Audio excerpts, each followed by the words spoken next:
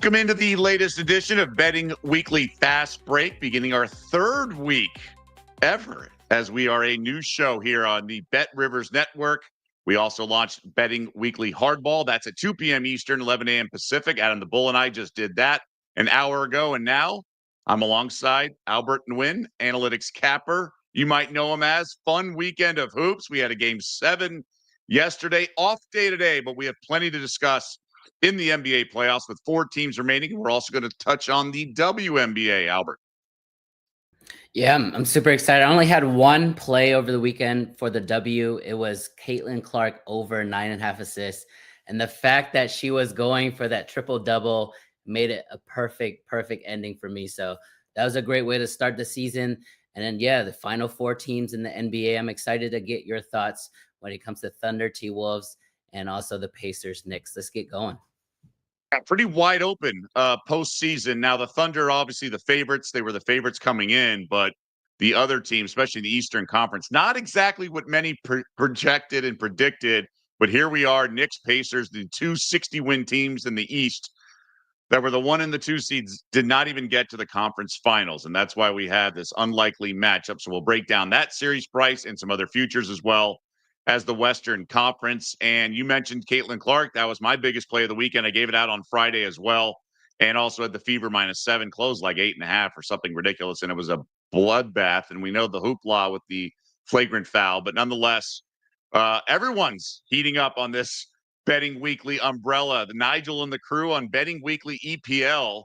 Nigel Seeley hit Crystal Palace plus 300 in the Luka, so they had no kind of cohesion there. And then they beat up a Warriors team that didn't have Stephen Curry. So although they play everybody that's in front of them and they were able to move on, it was a pretty easy path, in my opinion. Now they go up against an OKC team that looks ready and primed to make the NBA Finals. On the other side, Doug, when it comes to the Pacers and Knicks, I would say that the pricing is fair in the fact that we know that more money is going to be on the New York Knicks. We know that there's just going to be way more action, way more activity when it comes to Bing Bong Knicks and all the love there. But I would say the teams are a lot closer than people realize. And the Pacers, since January 1st, we all heard the stat. They were the 4th best team in the entire NBA. But what's really improved for them, Doug, and I think you can agree with this, is their defense. Not only are they, running and gunning, space and pace and shooting a lot of threes, but they are playing amazing perimeter defense. And I think that's going to give the Knicks some trouble there. I agree. I think these series prices are calculated just by the home point spread and things like that. And the fact that the Knicks get 4 home games and the Pacers get 3, that's the difference, because Knicks are 4.5 in game 1. I think both teams are essentially going to be 4.5 point favorites at home in every game. And so the Knicks get that money line edge because the extra home game. That's the key. But as we've seen in this postseason, and you really got to win. So I've heard 2 road games in a series. That's what some people say. I think in the Western Conference, the key here with this big series price is that, the Thunder -360, we just saw them look pretty human, right? It didn't really feel like the team that was so dominant in the regular season. Now, that could be Jokic related, but this was a thin Denver team. Gordon obviously hurt for game 7. I'm curious because someone asked me before the playoffs, about a week to go in the regular season, said, if OKC does not come out of the West, who's your pick? And I said, T-Wolves. And he was shocked because he thought Lakers this. And I was like, no, they're loaded. And I don't want to make too much light of it because it was a serious injury, but Chris Finch has not lost a playoff series when he's been standing on the sidelines. Like, dude, he had to sit down behind the bench. Okay. If that doesn't matter, then every coach would sit behind the bench. No, there's a reason they stand and they're going out to court and yelling across when the ball's on the other side. So it does hurt your team when you're behind the bench in a cast or whatever he was last year for the conference finals. So I think the T-Wolves are so legit. Ants sort of taking a big step this postseason, the role players, things like that. But I do think the Thunder, when they flipped the switch like we saw after it was a 1-point game late second quarter, they looked the part of the favorite. So I understand the price this high. I wouldn't lay 360 at all. It's T-Wolves or pass. It's Pacers or pass. But I haven't quite pulled the trigger yet. Have you? I haven't on the actual series. I did pull the trigger on Pacers plus 1.5. I think Okay. it's minus 170, minus one. In that case, it doesn't matter who wins. In that case, it doesn't matter who wins. We have minus 200. On the other side, Doug, I mean, coming off a grueling 7-game series where they had to be, champions. And I think we the second round last year as well to the Mavericks. And not like the Mavericks were full of champions, but they were full of, playoff performers, seasoned veterans, Kyrie and Luka closing games. And I think they had to go through that, I guess that hurdle or that suffering for a little bit before they could beat Denver this year. The T-Wolves are a good team, but I would say that OKC just matches up way better against Minnesota. And we do know that, they only played, I think, 3 times in the regular season, Doug. Minnesota won 2 of those 3 games. It was a weird scheduling quirk. I think they played all 3 games within a week in I February. remember that. Yeah, so I mean, I think that third game also OKC was resting a lot of their starters. So you could throw the head-to-head out the window. I would say if Minnesota wants to make this a competitive series, this first game needs to be the game they get, right? OKC coming off a hard game 7. Minnesota, they've been, resting, gearing up for this game and scheming and getting ready for OKC most likely. So they should be ready and up for this game. I haven't pulled the trigger yet, Doug, but I am looking for Tuesday night at that first half look. I think right now Minnesota is plus 4.5 in that first half, and you would expect, all the energy and all the athleticism that Minnesota is going to bring to that series is going to show through in that first half, especially. Okay, so you're off the show tomorrow, so I like that you're giving out plays already. So Minnesota first half plus 4.5, and then Pacers plus 1.5 games as well. So your opinion, I mean, the Thunder got over the hump. They had to go through Denver. They definitely choked game 1. There were some, maybe to be nice, call it growing pains. Any concern based on how that game went, or how that series went, excuse me? Because I do have concern. I'm not ready to say the Timberwolves are the greatest bet in the world plus 275, but there's an element of this team with if SGA is a little off, like this team can unravel. Now they can go in spurts too, as we saw with their defense initiating so much offense yesterday in Game 7. But they faced a Nuggets team that was real thin and real banged up. I worry that the baby Thunder are in fact just too young. Yeah, I mean, you make really, really valid points, but I would, I guess, push back on this. There's only one player in this entire world that can make Isaiah Hartenstein and Chet Holmgren look like the way they did defensively, right? So I don't know if Julius Randle can do that, and Julius has been having an amazing playoffs. Let's give him his flowers for that. He took it to the Lakers. He manhandled guys like LeBron in that first round. Second round, it was a depleted Warriors team, and he was, in my opinion, the best player in that series, including Anthony Edwards. So Julius Randle has been playing well, but that's going to be a different beast going up against Isaiah Hartenstein, a taller Hartenstein, and a taller Chet Holmgren. And also, I don't see the Thunder, I guess, supporting players struggling as much as they did as how they perform against Denver. Denver, I know they were depleted. I know they're much older, but it's just tougher to beat the aura of these teams, right? Like if you can make a really good argument that maybe the Rockets should have beaten the Warriors in that first round. 2 was definitely crazy. Okay, I saw crazy comebacks. We saw the Pacers come back into the Bucks the previous round. There was just madness. Halliburton closing game 2 in Cleveland. The Celtics blowing both 20-point leads in games 1 and 2. A lot of curveballs. Has that impacted at all how you handicap this round, just knowing that a sport and a league that was so predictable for so long, now it's been, the storyline is how unpredictable it is and the craziness, and we have these newcomers, so to speak, to the Final Four. Are you what impact is that, all that, just what you've seen recently, impact how you're kind of planning to approach this? I think it's a continuance of 3-point shooting variance, right? We've been saying this buzzword now for the last few seasons. We saw Miami Heat make it all the way to the finals because they were shooting out of their minds from the 3-point a couple years ago. We've been talking about this with the Boston Celtics, how they shoot 53s a game. You just can't really predict that. So there's bets now, Doug. If you look at outlets, Are there going to be a 20-point comeback, a 25+ point comeback, or even a 30-point comeback? And you could get really nice, plus value money there. In terms of value, I don't know if you're getting true value, because how often do you see a 25-point comeback? But it is a lot more common, right, moving forward. And we just saw a couple in round 2. This is a team, though. These are 2 series that you can see it happening, right? You can see Minnesota getting hot and making 12 threes in that second half. And then conversely, on the East side, you can see the Knicks getting off to a cold start, but then with that Madison Square Garden crowd, and they just have McBride hitting threes, and they have Josh Hart hitting threes, and it just barrage, just a big barrage on you. So I can see it definitely, just because of the pace that teams play today, plus the 3-point shooting that we're seeing.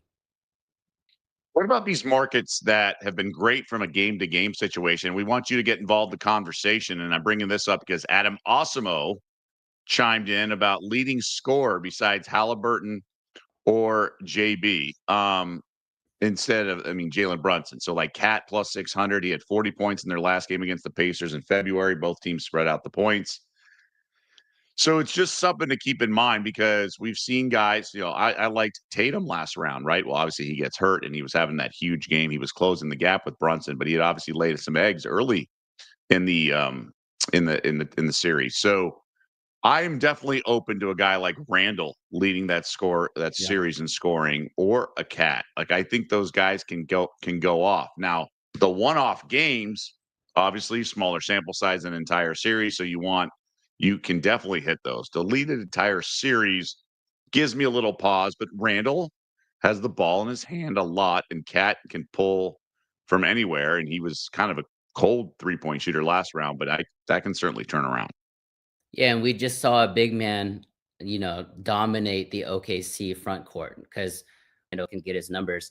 But from a game to game, and I'm looking at Mikal Bridges to start, because we know he's going to close games. He's going to play the entire fourth quarter pretty much. If he goes out and scores 12 to 15 points in that first half, don't be surprised if he ends up in that game being the leading scorer. So I would look for potential spots for Mikal Bridges. He's been great in fourth quarters. We know that. The question is, can he get it going earlier in the series? So those are markets I would take a look at.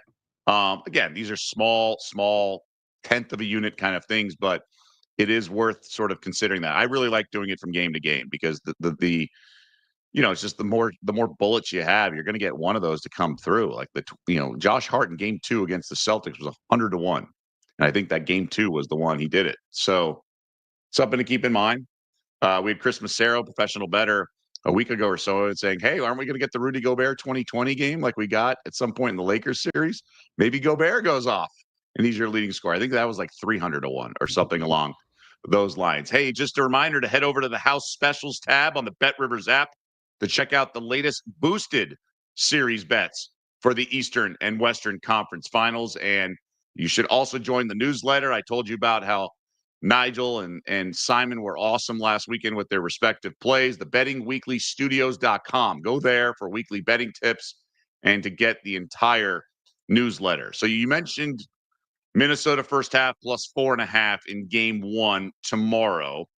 Wednesday, Pacers Knicks, and we'll have Wes Reynolds, our resident Indiana native, on to discuss the hoops for that day. 4.5 feels like the right price. 222.5 feels low. That feels like a low total. Any plays here for you? That's tough, man, because I look at these two teams, and you would expect the Pacers to be an over team, right? Just because of their reputation and how Rick Carlisle coaches that offense. And you expect the Knicks to be an under team, right? With Mikal Bridges, OG, and just a bunch of defenders, Mitchell Robinson, Josh Hart. But it's actually it's the converse of it. Indiana has actually been playing physical defense themselves. They have actually been holding teams under and making the games go under. Whereas the Knicks, especially at home, especially those crazy fourth quarters, I'm telling you, the Madison Square Garden barrages are a real thing.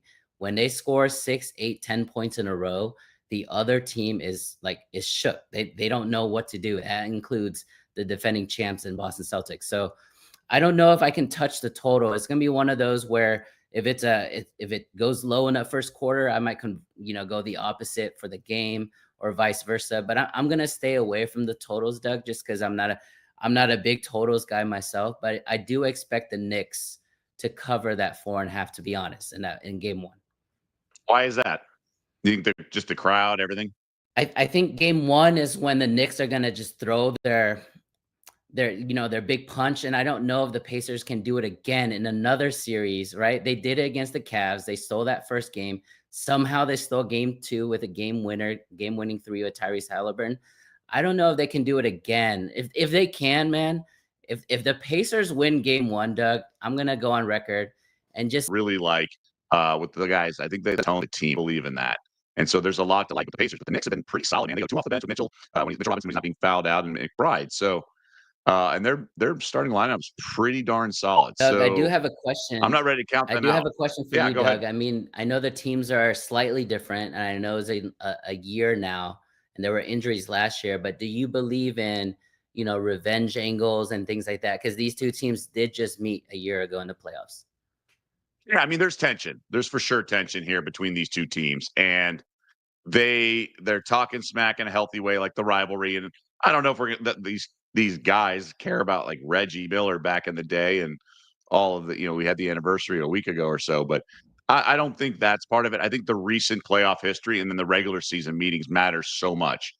Knicks Celtics rivalry was obviously bigger because it's in the same division and it's Boston and New York. But the Pacers definitely like punching up, and they're sick of New York getting so much attention. Whether it's ESPN and Stephen A, it's always about the Knicks and things like that. So the Pacers want their flowers and their validation, and I think that could come here with a win. So, but it's also you also don't want to say that the players care so much about these low hanging fruit narratives because they're also playing hard in the playoffs, and if something else is getting them more motivated, then that's weird. So I already think they're going all out, and I just think it's gonna be a really good series. I think the Pacers offense, you mentioned the pace and space. I think the execution, it's just so smart and analytically driven. And you're right, they are playing defense, which is not something we could have said in the past. But I do think last year's um postseason series between them does matter, even though it was obviously so dictated by injuries. I would say one last thing when it comes to these final four teams. You can make an argument that any of these teams genuinely believe they can win the whole thing. They Oh can yeah. look at the other three teams, right, in the final four, and they can genuinely believe the way that they're playing now, the way that they have been playing the postseason, they have a legitimate shot to win it all. And I think it's pretty rare, Doug, to be honest, to get that when we're at this stage. Because yes, I know we're talking about the final four, the four best teams in the NBA, but there's always usually a clear cut one or two best teams out of those four. You can make an argument here, even though the Thunder were the number one seed in the West, Ant-Man is not going to be scared of SGA and the Thunder. And definitely if they get out of the West and they see either the Knicks or the Pacers, T-Wolves are not going to be scared of either of those teams as well. So you can make an argument that all four teams genuinely believe they can win the whole thing this year. They do. They do. That's certainly palpable. I will say the Thunder did lose to the T-Wolves last year, 4-2, but this is a different lineup that OKC has. Caruso, the role guys off the bench like Case and Wallace are also a year better, and then you have the bigs with Hardenstein and then Chet Holmgren back and healthy. So I would say yes, the Mavs had their number a year ago, but that was a shell of the team we see this year. And after getting over that hump with the Nuggets, maybe Denver exposed a lot of weaknesses, but there's also a scenario where they needed to get that sort of back will and say as their playoff marathon goes on.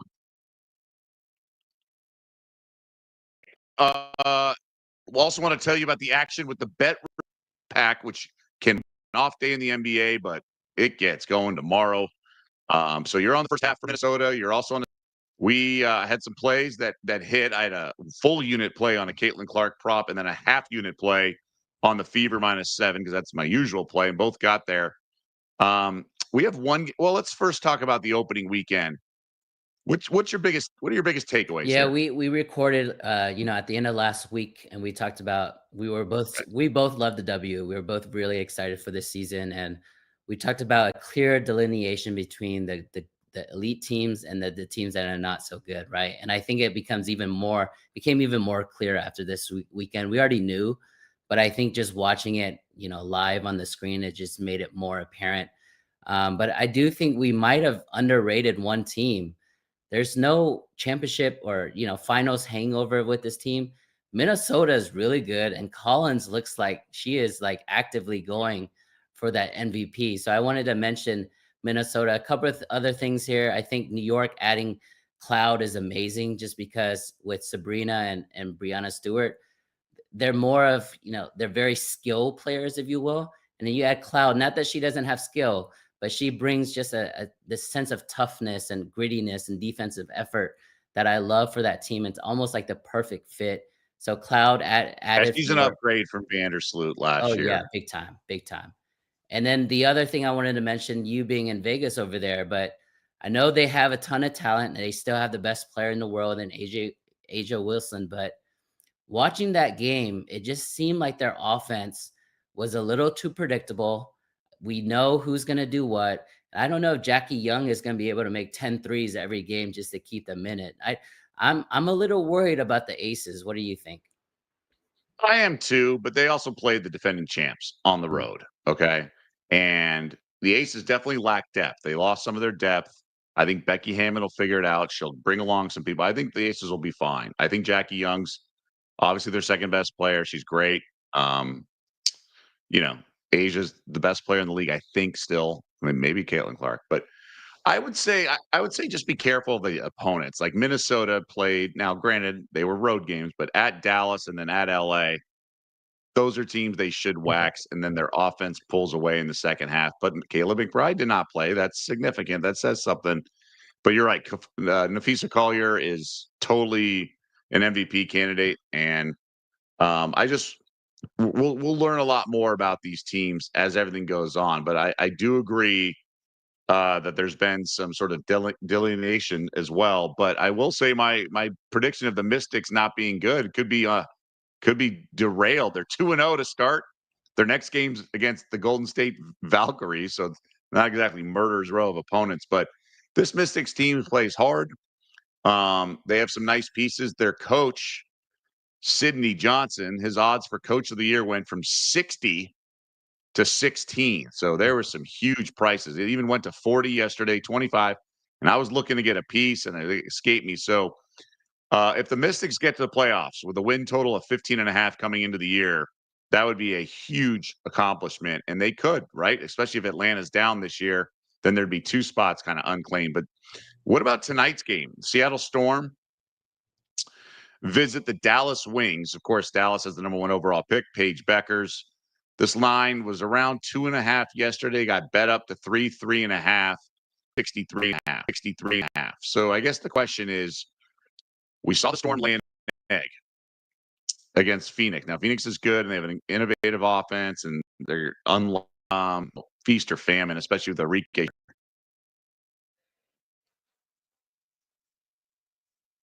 Team to face. I mean, if Seattle can't get to 80, 90 points this game tonight, then yeah, I think you can start genuinely worrying about Seattle. We talked about Dallas as a defensive, team when it comes to just how bad they are on defense, and they're even worse after game one. Doug makes a great point. Just depends on who you're playing. But the person obviously that I'm going to be watching tonight is Paige. I mean, she's the number one pick, deservingly so, justifiably so. But she only took 10 shots in that first game, only 2 3-pointers.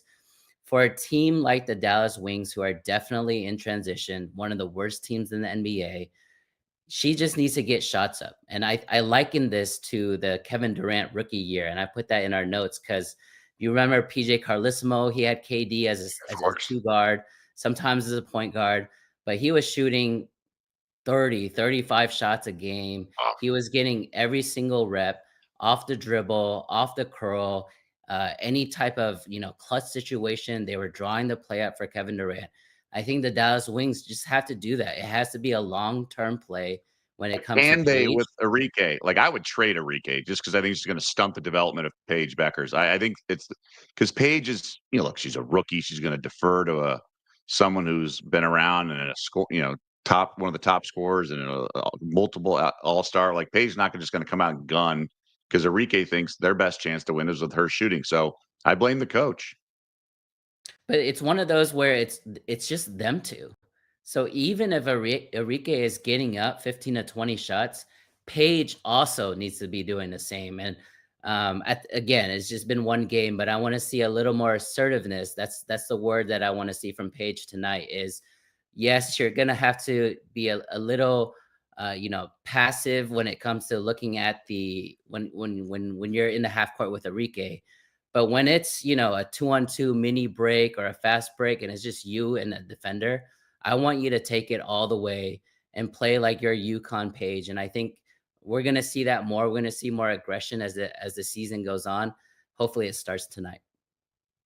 Maybe, maybe we will, just because I think Enrique's just has that big force. One play I do have on this game, I lean Storm, but I got to see it before we could be just dead wrong on this team. Is Paige Bueckers over 4.5 rebounds? Now she had 7 in the opener, but they faced Minnesota, which does not rebound at all. They spread the court, and she had 7 rebounds. Now this opened this morning around plus money. Now it's up to 129. I think she gets 5, 6, 7 rebounds again. She knows how to fill up the stat sheet in terms of her high basketball IQ. She can read the caroms ahead of others. She chases down long rebounds. The one caveat is the team that Dallas played the last game, Minnesota, was not a good rebounding team, and they spread everyone out. Okay.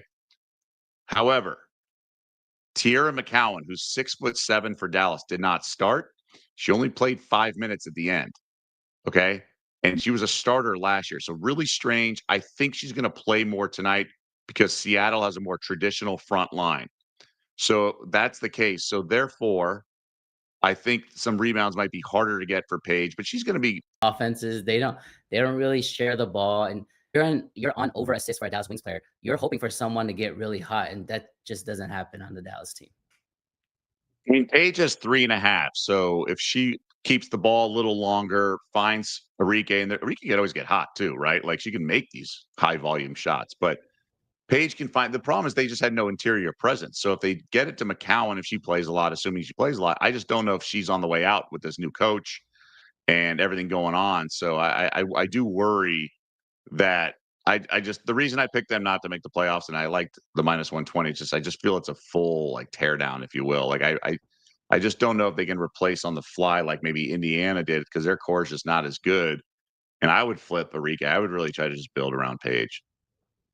I like it. I like it a lot. All right. So official play for me, just one half unit.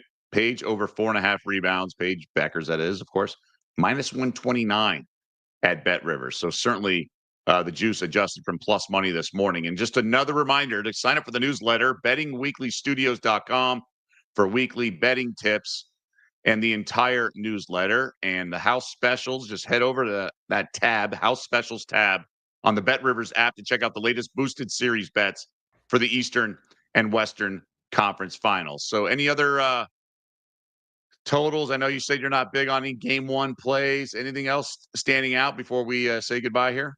No, we talked about how Anthony Edwards took out Jokic and LeBron and Luka and all those guys. Steph Curry, even though he was hurt, potentially he might be taking out this year's MVP. I mean, the resume that he is building from a postseason perspective is nuts, and he's still only like 22 years old. So, props to Anthony Edwards. I'm hoping for a competitive series. I still think OKC's gonna pull through, and I do think it's their time. I think they're minus 165, minus 170 right now to win the whole thing.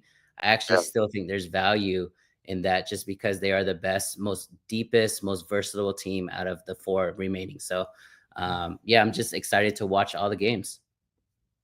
It's a fair point. I looked at it too. I looked at it last round at minus 130. I just wonder.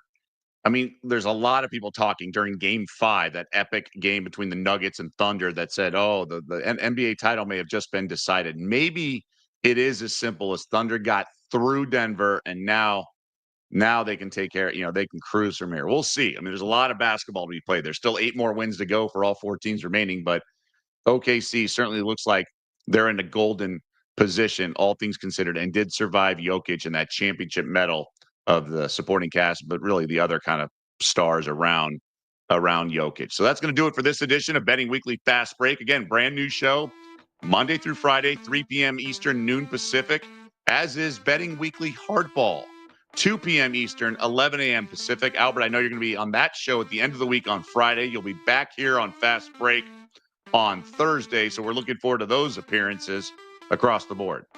Yeah, and we'll have the full slate of games both nights, so we'll have a lot of bets for you those 2 days as well.